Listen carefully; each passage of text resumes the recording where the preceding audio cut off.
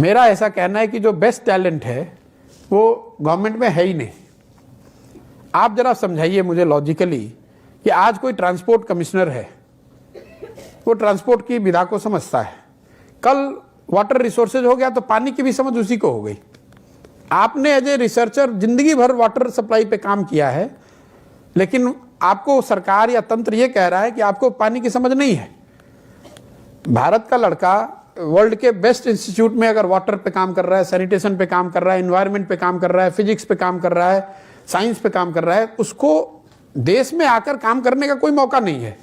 और अगर आएगा भी तो वो उस सेक्रेटरी का असिस्टेंट है जिसको कुछ समझ नहीं है, but just because he is a civil servant. और कल तक टेक्सटाइल में सेक्रेटरी था, आज हेल्थ का सेक्रेटरी हो गया, तो वो टेक्सटाइल भी उतना ही समझता था जितना हेल्थ समझता है। और आपने जिंदगी भर हेल्थ पढ़ी तो आपको कोई समझ नहीं है। ये व्यवस्था की कमी है। अगर आप देखेंगे वेस्ट में मैच्योर डेमोक्रेसीज में, तो अगर सीडीसी वहाँ है यूएस में, तो हेल्थ के जो क्रिटिकल इश्यूज हैं वो उनसे डिसाइड किया जा रहा है, सिविल सर्वेंट नहीं डिसाइड कर सकते हैं। मेरा पूर्ण विश्वास है इस चीज़ में कि जैसे जैसे डेमोक्रेसी इंडिया में मैच्योर होगी ये चीज़ सुधरेगी। आपको मैं एक एग्जांपल देता हूँ, बहुत लंबा आंसर नहीं देना चाहता हूँ। थियोडोर रूजवेल्ट, पहले वाले, सेकेंड वाले नहीं, at the turn of the century he was the president of US and he wanted to have 6 professionals as what he called brain trust when he became president. और white house में उस समय federal budget में 6 लोगों को salary देने और employ करने की व्यवस्था नहीं थी। वो पहली व्यवस्था उन्होंने क्रिएट की। When Obama became president, close to 3,000 professionals moved with him. The setup in government is such that they bring 3,000 young or old the professionals, the specialists. Yeah.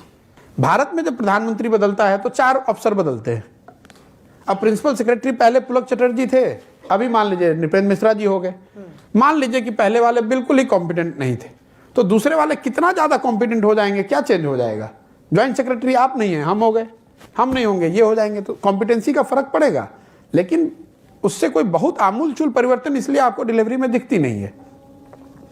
एक व्यक्ति जो पहले से वहां पर है उसको आप किसी दूसरे से रिप्लेस कर दीजिएगा तो वो काफ़ी नहीं है।